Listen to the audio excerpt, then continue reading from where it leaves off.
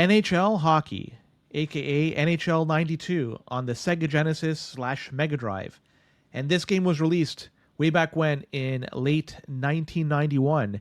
And anyone who got to play it back then, they were floored by the gameplay, the presentation, and the real players on each team.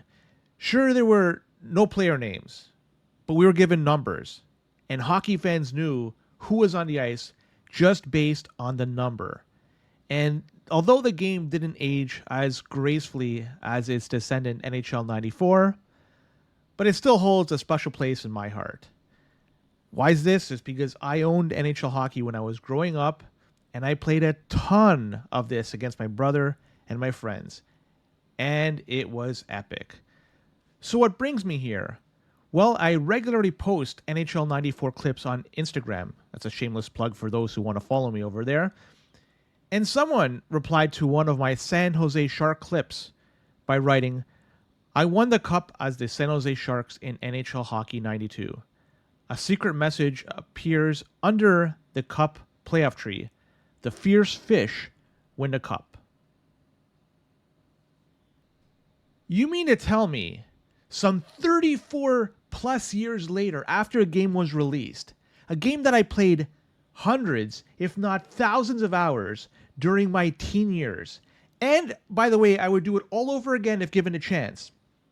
And even with all those hundreds of hours, maybe thousands, invested in this game, I had no clue, none, that there was an Easter egg. What fucking rock was I living under for the past 34 years? And why in the good name of Mark Lesser did it take so long for somebody to tell me about this Easter egg? It makes me wonder what else I'm missing in these classic EA hockey games. I guess somebody's going to tell me now that fighting is back in the NHL 94. Oh, come fucking on. So I figure, what the hell? Let's do it. Let's see if this Easter egg really exists and if it's real. What's the worst that's going to happen? I waste an hour of two of my life? So let's give it a shot. I fired up the old RetroArch emulator, loaded up NHL Hockey, and I decided to try out a playoff run with the expansion Sharks. And through it, I learned a couple of things. Number one, NHL Hockey is damn easy. Scoring goals is a joke, and the goalies, they're just spectators. And the second thing I learned, yeah, I've been living under a rock for the past 34 years. And off I went. Round one against the Flames. Roberts, Neuendijk, Fleury, McInnes, Suter, Vernon. Funny thing, this is the exact same starting lineup in NHL 94. And what followed was a 4-0 victory. One fight, a few posts, but an easy victory. And this was a given because the Flames in real life, they were getting trounced in the first round every year during this period. So the 16-bit version of the Flames, they were no exception. Round two, the LA Kings. Rudy, Blake, Robitaille, Sandstrom, Gretzky. Hey, wait a minute. This is almost like the Kings in NHL 94. The only difference? Steve Duchesne is playing in NHL hockey, and Marty McSorley is in NHL 94. The result? 6-0 wins for the Sharks. Steve Duchesne must have been the weak link, plus there was no Kerry Fraser to help them out in this game. 2 fights, more posts, and I was confident that I would be drinking out of the pixelated version of the Stanley Cup in about 20 minutes. Round 3, semifinals. I get excited because now I exited the Smythe division and I was going up against the Norris winner in the St. Louis Blues. They had a good team. I think it was Vincent Riando in net. Cujo was the backup. Defense, Jeff Brown, Scott Stevens. They have a couple of big shots from the point. And there's no bigger shot than Brett Hull, who was centered by Adam Oates. Left wing, Dave Lowry. Dave fucking Lowry. How the fuck did he end up on the starting lineup for the Blues in this game? Anyways, more goals by the Sharks, more posts, another shutout. Hey, how the fuck did this goal go in?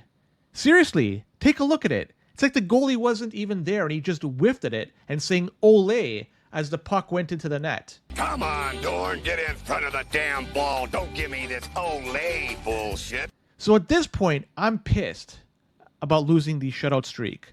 My goalie was playing great up until this point, and he lets in this piece of shit goal. But I stay focused. The goal was the Easter egg. I need to go and win and make it to the finals. And I did. I ended up winning 5-1. Another W for the Sharks. Crushed the Blues. Now off to the finals. Who's going to be my opponent? The mighty Penguins, who won the Cup in 91? Nope. How about the 100-point Bruins? Nope. What I got were the New Jersey Devils. The team that finished 4th in the division didn't even play 500 hockey and barely made the playoffs. They were up in the finals against the expansion Sharks. A pair of heavyweights, this is not.